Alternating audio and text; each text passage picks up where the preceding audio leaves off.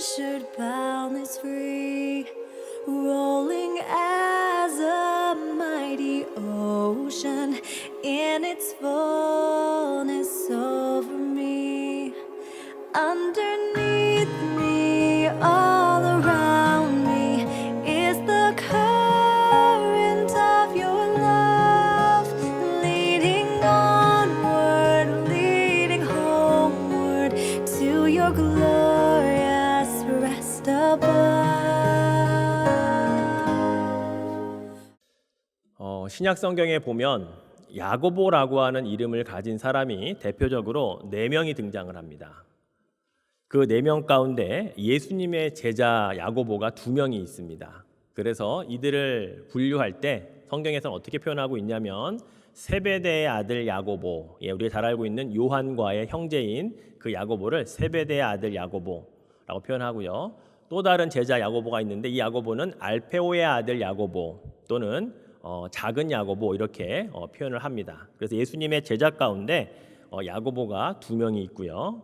그 다음에 또 다른 제자인데 이 제자는 유다입니다. 여러분 유다도 제자 가운데 2명이 있습니다. 우리가 잘 알고 있는 가룟 유다 말고도 바로 한 사람의 유다의 아버지가 바로 야고보입니다. 그래서 성경에 누가복음 6장 16절에 보면 야고보의 아들 유다와 예수를 파는 자 가룟 유다 이렇게 유다가 2명이 있다는 것을 구분할 때도 야고보의 아들 유다와 가룟 유다 이렇게 2명을 또 구분을 하지요.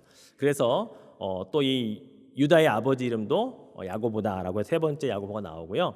자, 마지막 4번째 야고보는 누구냐면 바로 예수님의 친동생인 야고보입니다. 바로 오늘 우리가 함께 읽었던 야고보서를 기록한 이 야고보서의 저자이지요.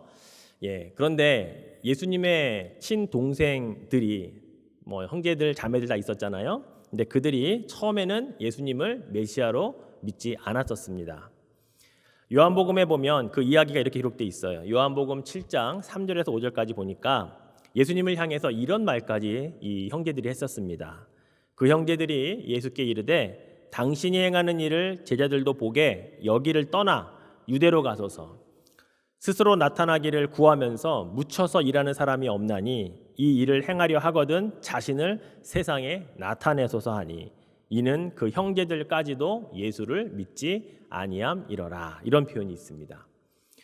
즉 예수님이 그 집의 가장 장남이면서 큰 형이면서 큰 오빠잖아요. 근데 동생들이 이런 말을 하는 겁니다. 형, 오빠, 정말 당신이 메시아라면 왜 집안에만 이렇게 파묻혀 30년 동안 있는 거예요? 좀 나가서 메시아인 것을 한번 드러내 보세요 라고 동생들이 이야기를 했다라는 것이죠.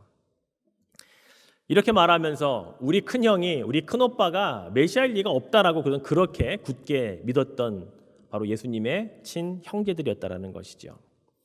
자, 그렇게 믿지 못했던 이 형제들이, 자매들이 어떻게 예수님을 믿게 되었는지, 특별히 야고보가, 예수님의 친동생 야고보가 어떻게 예수님 믿게 되었는지 고린도전서 15장에 보면 그 힌트를 우리가 찾을 수가 있습니다. 예수님이 부활하신 후에 그 부활을 주님이 직접 보여주셨던 그 사람들에 대해서 사도 바울이 어떻게 기록을 해놓았냐면 고린도전서 15장 4절에서 8절까지 보니까 장사 지낸 바 되셨다가 성경대로 사흘 만에 다시 살아나사 게바에게, 베드로지요, 보이시고 후에 12 제자에게와 이 12 제자 안에 야고보 2명이 다 들어있겠죠.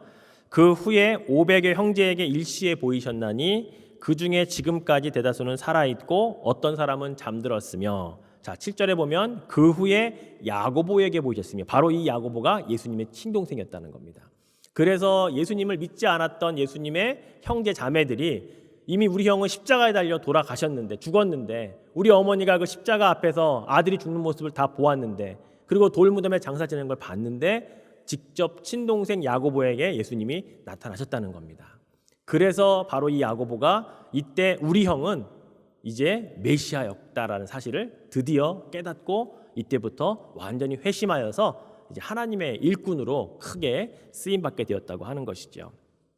그리고 8절에 보면 맨 나중에 만삭되지 못한 나에게, 바로 바울, 자기에게도 바로 다메섹 도상에서 만나 주셨다라고 하는 것을 사도 바울이 기록을 해놓고 있는 겁니다.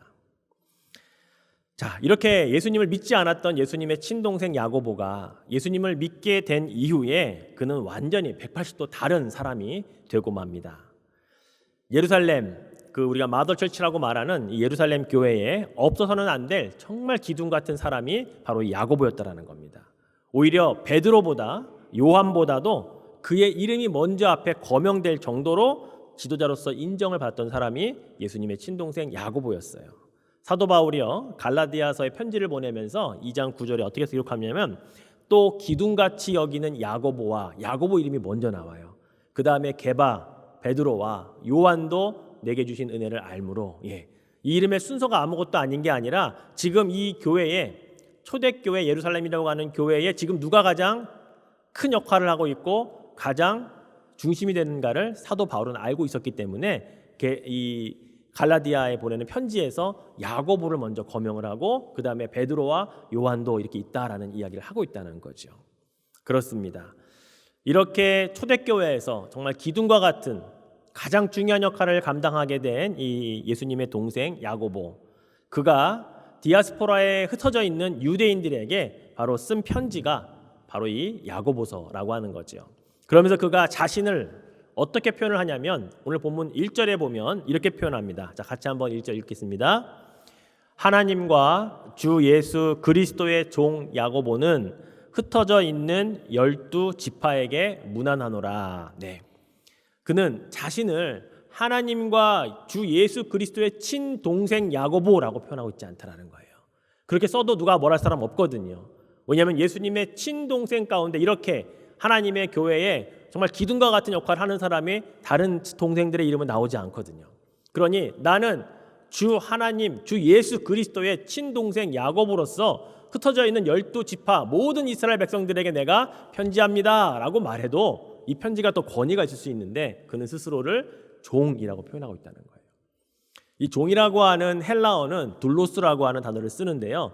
이것은 그냥 서비스하는 직업을 표현하는 그 정도의 단어가 아니고요. 노예입니다. 노예. 당시의 노예의 신분은 로마 제국 시대였기 때문에 이것은 신분을 완전히 벗어날 수 없는 그런 사람이고요. 평생 주인의 종로로 타다가 죽게 되는 운명, 바로 이것을 둘로스라고 표현했거든요. 그런데 스스로를 이렇게 주님의 나는 완전한 노예입니다. 나는 주님이 명령하시면 죽을 각오도 하고 끝까지 그렇게 갈 사람입니다라고 스스로를 표현하면서 편지를 쓰고 있다라는 것입니다. 유대인들의 전설에 의하면 이 야고보는요 AD 62년경에 그를 싫어하는 이 유대인들의 무리에 의해서 성전 꼭대기에서 밀쳐서 떨어져서 순교를 당했다라고 그렇게 전설이 전해집니다. 근데 그가 떨어진 상태에서 죽어가면서 마지막 남긴 말이 어떤 말이었냐면 주님, 저들이 하는 것을 자신들이 모르오니 용서하여 주옵소서. 누구의 말과 비슷합니까? 예수님이 십자가에서 남긴 말과 아주 똑같잖아요.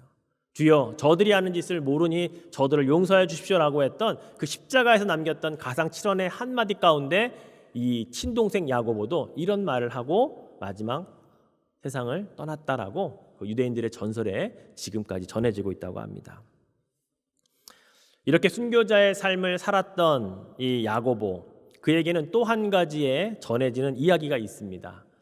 바로 그에 대한 교회사의 여러 그에 관한 책자들이 전해지는데 그에게는 낙타 무릎을 가진 사람이라고 하는 별명, 닉네임이 붙였다고 하는 거예요. 여러분 낙타 무릎 보신 적 있습니까? 낙타 무릎이라고 하는 표현은 뭐냐면 낙타는 앉을 때 무릎을 꿇고 앉는 동물입니다. 즉 야고보는 기도하는 사람이었다는 거예요. 그 정도로 늘 무릎 꿇기를 좋아했던 야고보였기에 그의 무릎은 낙타 무릎처럼 딱딱하게 그 무릎이 굳어져 있었다라고 하는 것을 이 유대인의 이 책들, 교회사 가운데 그의 별명이 여러 군데 나타나고 있다는 거예요. 야고보, 낙타 무릎을 가진 사람이라고 하는 이름으로 그가 계속해서 많은 사람들에게 전해졌다고 하는 거죠. 자, 제가 왜 이렇게 야고보에 대해서 자세히 설명을 드리냐면 종교개혁가인 마틴 루터는요 이 야고보서를 좀 폄하를 했습니다. 지푸라기 서신이라고까지 표현을 했어요. 왜 그러냐면 그는 오직 믿음으로 그래서 하나님의 은혜를 강조한 그런 서신들을 또한 이 바울 서신과 같은 것들을 굉장히 중요하게 여긴 것에 반해서 이 야고보서는 믿음보다는 행위, 행함을 더 강조하는 것이라고 그는 보았거든요. 그래서 아니다, 행함보다는 믿음이다라는 것을 강조했던 이 마틴 루터는 이 야고보서는 지푸라기 서신이다라고까지 그렇게 아주 깎아내리는 사람이었다는 거죠. 근데 저는 마틴 루터가 간과했던 그 한 가지가 뭐냐? 낙타 무릎을 가진 야고보라는 사람인 것을 그는 간과했던 것 같아요. 여러분, 이렇게 낙타 무릎이 될 정도로 기도하는 자가 기도하고 하는 행함이라면 그것보다 귀한 행함이 어디 있겠어요? 사람들이 기도도 하지 않고 자기 멋대로 행하다가 실수하고 잘못해서 그게 문제가 되는 거지, 이렇게 낙타 무릎처럼 기도하면서 하나님의 뜻을 구하면서 하나님께서 원하시는 삶을 살기 위해 무릎 꿇고 그것 다음에 행하는 이런 사람에게 저는 이 야고보서는 정말로 귀중한 서신이라고 저는 그렇게 믿습니다. 그래서 무엇인가를 행하는 것도 중요하지만 행함 이전에 이 기도가 뒷받침되는 삶, 기도를 통하여 자기의 믿음을 겉으로 표현할 수 있는 그러한 믿음의 대가가 쓴 것이 바로 저는 이 야고보서라고 그렇게 생각이 되어집니다. 그래서 저는 기도가 뒷받침된 이 행함이 있는 믿음, 이 야고보서를 앞으로 2월달, 3월달 두 달간에 걸쳐서 말씀을 전할 겁니다. 지난 1월 한 달 동안 예수님이 보기 원하시는 믿음이라고 하는 이 믿음의 본질에 관해서 우리가 다루었다면, 이제 2월과 3월에는 믿음을 가지고 어떻게 행할 것인가, 정말 기도가 밑받침된 믿음을 가진 그런 행함, 이것은 어떻게 우리가 실생활에서 적용할 것인가, 이 부분들을 또 여러분과 함께 중점적으로 말씀을 나누려고 합니다. 바로 그 첫 번째 주제가 오늘 여러 가지 시험을 당할 때라고 하는, 이때 우리는 어떤 믿음, 어떤 행함이 있어야 될까, 이 부분에 대해서 함께 살펴보려고 하는데요. 오늘 본문 가운데 2절부터 5절에 보면 중요한 4개의 동사가 나옵니다. 여기라, 알미라, 이루라, 그리고 구하라. 바로 이 4가지의 동사에 담긴 뜻을 우리가 어떻게 행함이 있는 믿음으로 실천할 것인가, 특별히 여러 가지 시험을 당할 때, 바로 이 부분에 대해서 오늘 함께 여러분과 나누어 보려고 합니다. 자, 한 가지씩 한번 살펴보겠습니다. 자, 첫 번째 동사는 여기라입니다. 자, 2절 말씀에 있는데요. 같이 한번 읽겠습니다.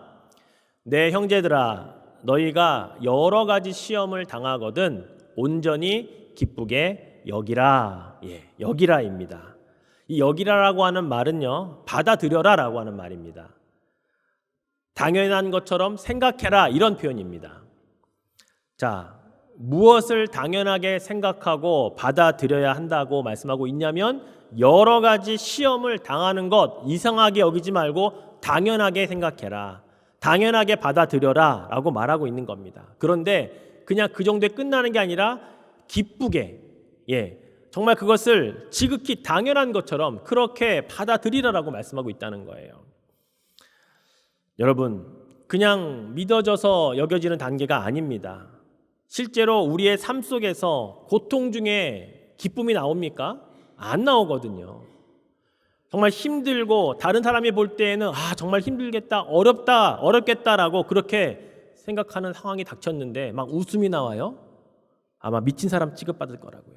그런데 오늘 야고보서는 뭐라고 이야기하고 있냐면요, 그런 여러 가지 시험을 당할 때에 온전히 기쁘게 여기는, 얼굴에 미소가 펼쳐 있는, 정말 웃을 수 있는 그러한 상태가 당연한 거다. 그게 진짜 우리의 모습이어야 된다라고 이야기하고 있다는 거예요. 이게 여기라라고 하는 단어라는 겁니다.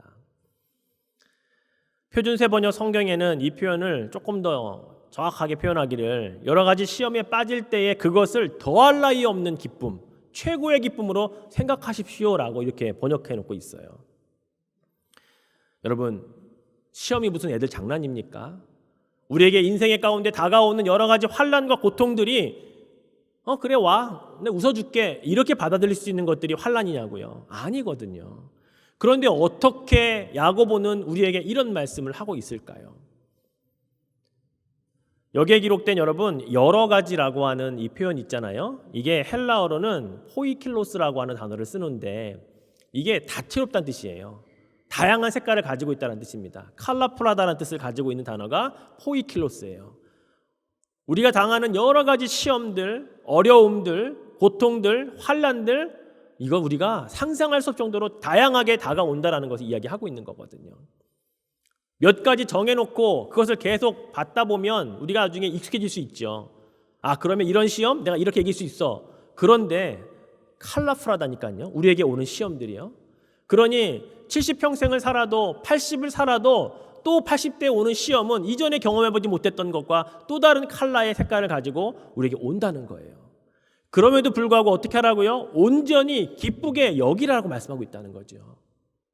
더할 나위 없는 기쁨을 가지고 그 오는 시험을, 그 컬러풀한 다양한 시험을 그냥 받아들여라 라고 이야기하고 있다는 겁니다. 예수님께서도 요한복음 16장에 보면 33절에 이렇게 말씀하셨어요. 이것을 너희에게 이르는 것은 너희로 내 안에서 평안을 누리게 하려 함이라. 세상에서는 너희가 뭘 당한다고요? 환난을 당한다라고 말씀하고 있어요.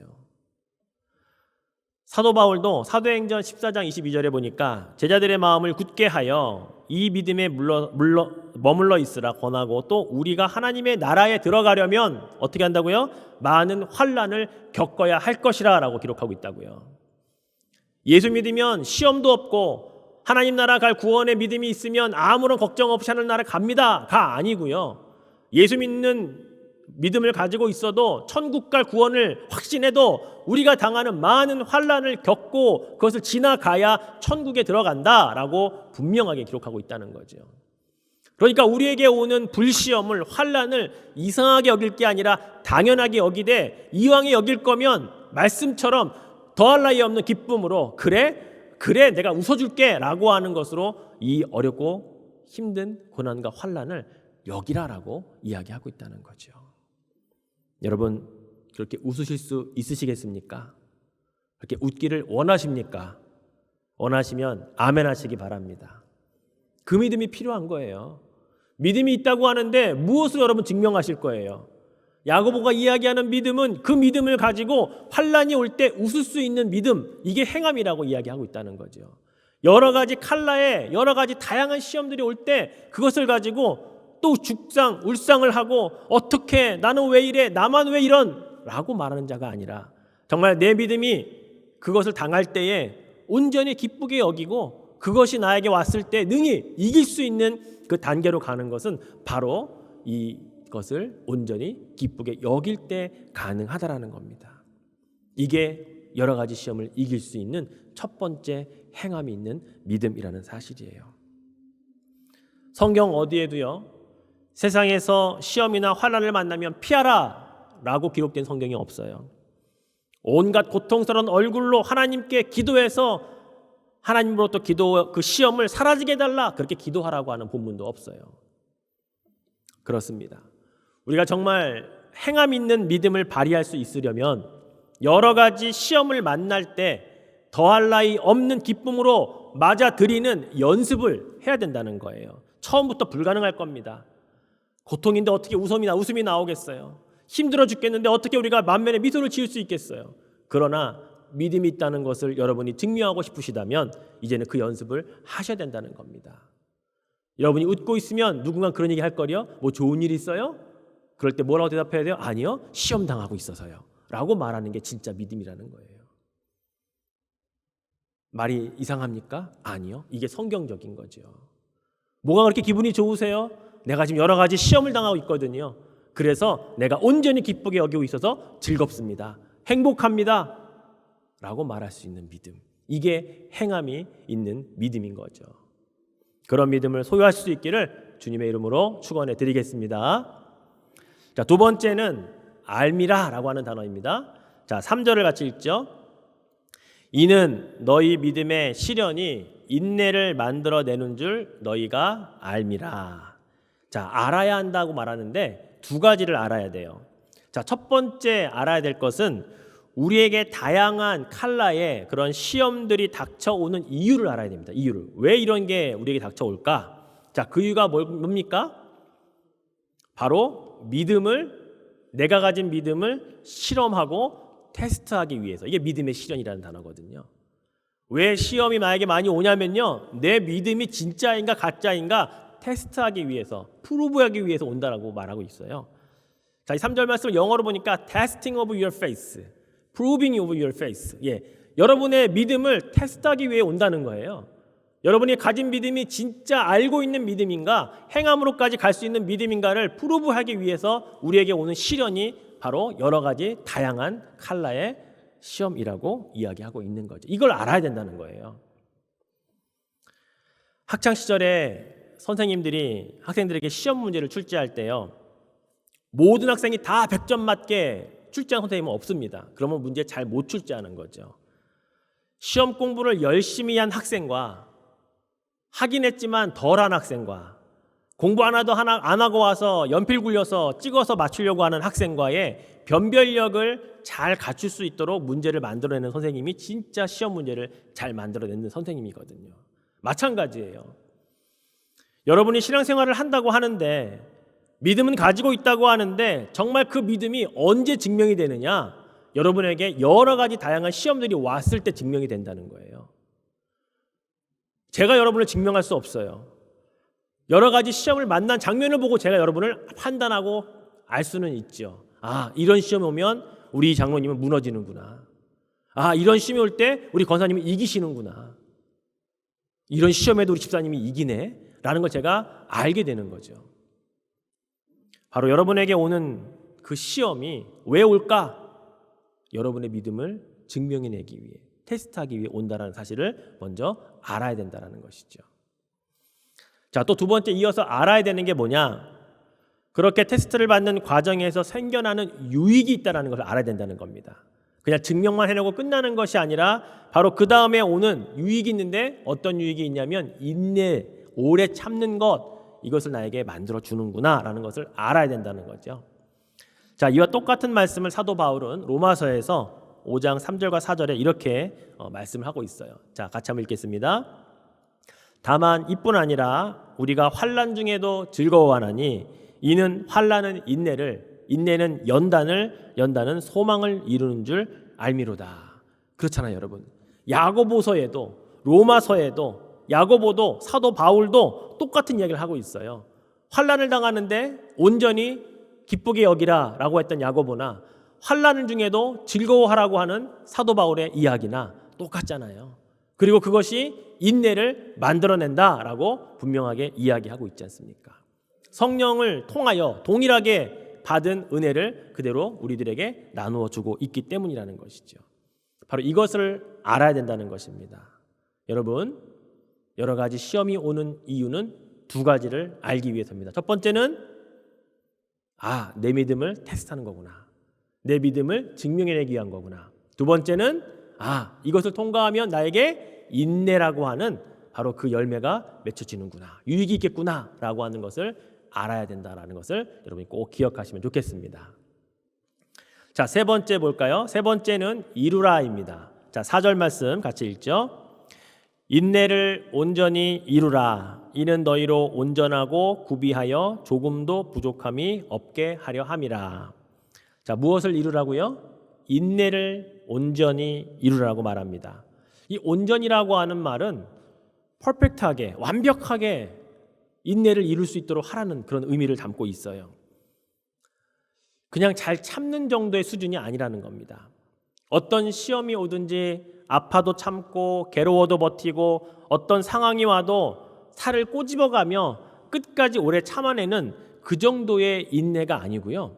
여러분, 이 온전히 이루라고 하는 것은 믿음이 바탕으로 될 때에 가능한 그 인내라는 사실입니다. 물론 참는 노력, 견디는 노력, 어떻게 해서든지 버텨내려고 하는 노력 필요하죠. 그 노력이 없이는 불가능하니까요. 그러나 우리의 그 개인적인 그런 노력으로 온전히 이루어지는 인내는 아니기 때문에 불가능합니다. 우리는 늘 한계를 부딪히거든요. 우리 자신이 참아보지만 고통 가운데 이것 정도 참아내면 좀 나아지겠지 하고 우리가 인내해 보지만 그것으로는 온전히 이루기가 불가능합니다. 그럼 어떻게 해야 됩니까? 빌립보서에 보면 그 해답을 우리에게 제시해주고 있는데, 사도 바울이 빌립보 교회 성도들에게 자신이 감옥에 있으면서 옥중 서신을 보낸 것이 빌립보서잖아요. 자, 빌립보서 2장 12절에 보니까 이렇게 바울이 그들에게 이야기하기를, 나의 사랑하는 자들아, 너희가 나 있을 때, 내가 그곳에 함께 있을 때뿐만이 아니라 지금 나 없을 때, 내가 지금 감옥에 있는 이 순간에도 항상 복종하고 두렵고 떨림으로 너희 구원을 이루라 라고 말하고 있거든요. 여기서 말하는 구원은요, 천국 가는 이 구원이 아니고요, 성숙한, 믿음의 한 단계 성장하는, 그래서 예수 그리스도의 성품을 닮아 성화되는 그러한 구원을 이루라 라고 하는 의미의 구원입니다. 즉 예수를 바울이 있을 때에 알아서 배우고 예수를 믿었어요.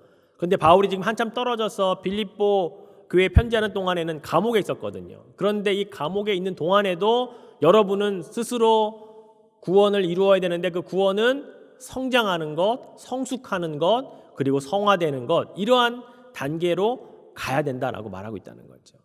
근데 말씀드렸듯이 이게 사람의 힘만으로, 우리의 노력만으로 불가능하다는 거죠. 그래서 사도 바울이 이 다음 절 빌립보서 2장 13절에 이 핵심을 밝혀줍니다. 자, 같이 한번 읽어볼까요? 너희 안에서 행하시는 이는 하나님이시니 자기의 기쁘신 뜻을 위하여 너희에게 소원을 두고 행하게 하시나니. 할렐루야. 해답은 여기에 있어요. 우리가 아무리 노력한다고 해서 되는 게 아니기 때문에 우리 안에서 행하시는 그분, 성령 하나님, 우리 주님과 함께 온전한 구원을, 온전한 그 인내를 이루어 갈 수 있다라고 말씀하고 있는 겁니다. 그래서 기도하는 것이 중요한 거예요. 그것이 빗바탕이 된 행함 있는 믿음으로까지 가야 우리의 인내가 온전한 인내를 이루게 될 수 있다라고 하는 거죠. 자, 4절 후반부에 보면 그 온전한 인내를 너희로 온전하고 구비하여 조금도 부족함이 없게 하려고 한다라고 기록하고 있거든요. 여기서 온전하다, 또 구비한다라고 하는 이 의미가 굉장히 은혜 있는 말씀이에요. 자, 온전하다라는 말은 헬라어로 보면 텔레이오스라는 단어를 쓰는데, 하나님과의 관계에서 결코 분리되지 않는 흠이 없는 상태, 이게 온전이거든요. 텔레이오스인데 이것은 바로 우리 안에서 행하시는 주님, 내 안에 계시는 성령님, 이분과 함께 있게 될 때 가능한 상태를 온전하고 라고 말하고 있다는 거예요. 이렇게 된다는 겁니다. 우리 안에 주님이 계시기 때문에. 자, 또 구비한다라는 말을 보면 이 단어는 유대인들은요, 언제 이 단어를 쓰냐면 하나님 앞에 어떤 예물을 드릴 때 그 예물이 완벽한 상태로, 흠이 없는 상태로 구비가 되었을 때 쓰는 단어를 쓰고 있거든요. 흠이 있으면 제물로 못 드리잖아요. 그런데 내가 온전하여지고 구비되어진다라고 하는 바로 그 단어를 쓰면서 이게 온전한 인내를 이룰 때에 우리들에게 주어지는 것이라고 그렇게 이야기하고 있는 거예요. 조금도 부족함이 없이 그렇게 채워주신다고 말씀하고 있는 거죠. 그래서 여러분, 이루어야 된다는 겁니다. 무엇을요? 인내를 온전히 우리 하나님과 우리 예수 그리스도와 성령과 함께 그것을 이루어가는, 바로 이것이 우리가 여러 가지 시험을 만날 때 우리가 이루어야 되는 그 바로 유익이라고 하는 것이죠. 자, 마지막 네 번째 살펴보겠습니다. 구하라입니다. 자, 5절 말씀 같이 읽죠. 너희 중에 누구든지 지혜가 부족하거든 모든 사람에게 후히 주시고 꾸짖지 아니하시는 하나님께 구하라. 그리하면 주시리라. 무엇을 구해야 된다고요? 예, 지혜입니다. 지혜. 누구에게요? 하나님께요. 어떤 하나님께요? 모든 사람에게 후히 주시고 꾸짖지 않으시는 하나님께 구하면 주신다라는 사실을 여러분 믿으시기를 바랍니다. 우리는 그동안 살아오면서 야고보서에 기록된 대로 여러 가지 색깔의 모양의 시험들, 시련들 우리는 만났습니다. 그리고 우리 스스로 한번 해결해 보려고 얼마나 아둥바둥 했는지 모릅니다. 그래서 이겨낸 경험도 있지만 실패한 경험도 우리는 가지고 있습니다. 그런데 실패한 많은 경우에 그 이유를 살펴보면, 영적으로 진단해 보면 지혜가 없었기 때문이라는 것을 우리는 알 수가 있습니다. 더 정확하게 진단해 본다면 여러 가지 시험을 이길 지혜를 구해 본 적이 없기 때문이라는 것이 더 정확할 겁니다. 본문에 언급된 이 지혜는요, 단순히 올바른 판단을 하거나 또는 올바른 어떤 말을 하는 그런 능력의 지혜가 아니고요. 이 지혜는 그리스도인으로서 여러 가지 시험과 환난을 만났을 때 예수 그리스도를 통해서 시험을 바라보는 방법을 배우는 지혜라고 볼 수가 있습니다. 다시 한번 읽어드릴까요? 그리스도인으로서 여러 가지 시련과 환난을 당할 때 예수님은 이 시련과 환난을 어떻게 바라보셨을까? 라고 하는 것을 깨닫게 되는 지혜라고 하는 거죠. 자, 좀 더 쉽게 설명을 해드린다면 어떤 시련을 만났는데 그 시련을 다른 사람들보다 잘 해결하는 능력이나 판단력이 그게 지혜가 아니고요. 그걸 뛰어넘어서 더 근본적인 지혜는 뭐냐? 그 시험이 나에게 왜 찾아왔을까? 지금 이 시험을 통해 우리 주님은 나에게 무엇을 깨닫고 또는 나의 어떤 부분을 테스트하시고 프로브하기를 원하는 것일까? 이거구나 라는 것을 깨닫는 지혜라는 거예요. 그래서 시험이 이겨지는 겁니다. 이러한 지혜가 있기 때문에 그 시험에 넘어지지가 않는 거예요. 이 지혜를 구하지 않았기 때문에 넘어졌던 거고요. 우리가 학교에서 치르는 시험을 볼 때 긴장해서 실수하는 이유는 공부를 안 해서가 아니라 1차적으로는 죄송합니다. 어떤 문제가 나올지 모르기 때문이고요. 궁극적으로는 정답을 모르기 때문에 시험을 치면서 긴장도 하고 여러 가지 실수도 하는 거거든요. 그런데 시험을 치르는데 신기하게도 그 문제를 낸 출제자의 의도가 보이거나 왜 이런 문제를 냈고 이런 답을 유도했는지 그 문제를 풀어나가면서 내가 그걸 알게 된다면 이건 능히 맞출 수 있는 문제가 된다는 거예요. 바로 이런 지혜가 오늘 성경에서 말하는 이 지혜를 구하라는 겁니다. 어떤 문제 앞에서 어떤 시련과 어떤 환경, 어떤 고난 앞에서 이 문제를 나에게 주신 이유가 뭘까? 이 시련과 이 고난의 결과를 통해서 나에게 이루어지려고 하는 것은 뭘까? 이런 것들을 기도를 통해 구하라는 겁니다. 그래서 그걸 가지고 이것 때문에 이 시험이 온 거구나 라는 것을 알고 그것을 통과할 수 있는 이 지혜, 이걸 구하라 라고 성경은 가르쳐주고 있는 거예요. 우리가 지난 주간 새벽 기도에 다니엘서를 계속 공부를 하면서 다니엘서 9장에 보면 다니엘의 기도에 대해서 우리가 살펴본 일이 있었는데요. 그 가운데 우리가 하나님께 지속적으로 간구해서 받아야 할 것이 하나 있습니다. 다니엘서 9장 22절에 보면 내게 가르치며 내게 말하여 이르되, 가브리엘 천사가 하나님의 명령을 듣고 지금 다니엘을 찾아온 장면이에요. 그러면서 뭐라고 말하냐면, 다니엘아, 내가 이제 내게 지혜와 총명을 주려고 왔다. 이렇게 지금 가브리엘 천사가 이야기하는 장면이라는 거죠. 여러분, 지금 다니엘의 나이가 80을 넘었어요. 이 당시에요. 80이 넘은 그 연세에 무슨 지혜가 필요하며 무슨 총명이 필요하냐라고 우리는 반문할 수 있습니다.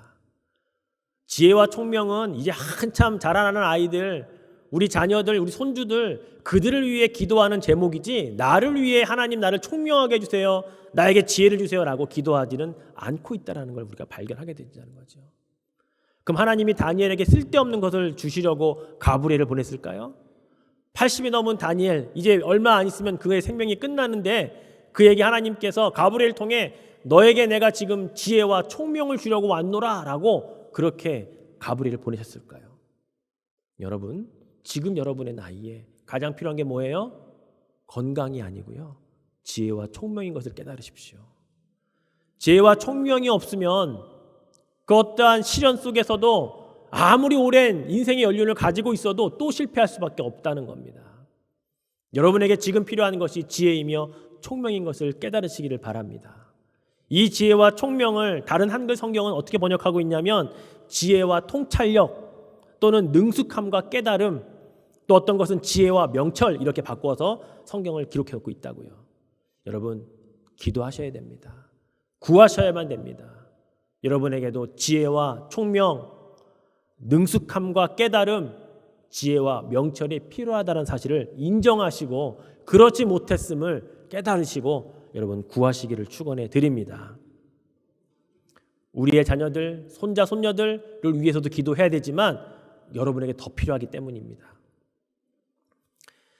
자, 이렇게 네 가지의 동사를 이제 야고보서를 통해 다 살펴봤는데 야고보는 이제 마지막 6절부터 8절까지 보면 이제 믿음으로 구하는 기도하는 자들에게 정말 주의해서 이렇게 기도해야 된다고 우리 가르쳐 줍니다. 자, 마지막 6절에서 8절까지 한번 같이 읽겠습니다. 오직 믿음으로 구하고 조금도 의심하지 말라. 의심하는 자는 마치 바람에 밀려 요동하는 바다 물결 같으니 이런 사람은 무엇이든지 주께 얻기를 생각하지 말라. 두 마음을 품어 모든 일에 정함이 없는 자로다. 예. 6절에 의심하는 사람, 그리고 8절에 두 마음을 품은 사람, 한마디로 딱 묶으면 믿음이 없는 사람으로 결정 지을 수가 있습니다. 6절에 의심한다라고 하는 이 헬라어가요, 그 의미를 보면 한 번은 긍정적으로 생각했다가 또 금세 부정적으로 생각했다가 또 다시 긍정적으로 왔다 갔다 한다는 이야기예요. 의심한다라는 말이. 신앙적으로 해석해 본다면 한 번은 잘 믿었다가 갑자기 어떤 일이 생기면 또 못 믿었다가 또 믿음이 좋았다 나빴다 이런 경우를 의심하는 이 단어가 쓰고 있다고요. 이런 사람에게는 하나님이 어떤 것도 구해도 주실 게 없다라고 말하고 있다는 거죠.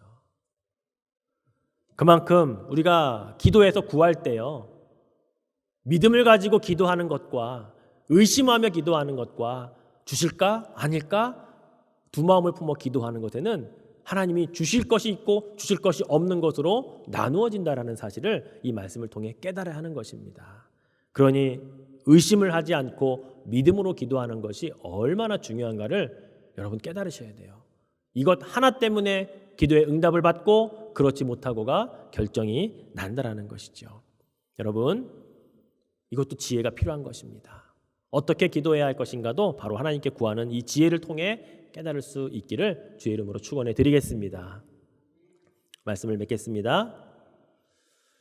야고보는요, 예루살렘 교회의 감독으로 약 30여 년간 목회를 했습니다.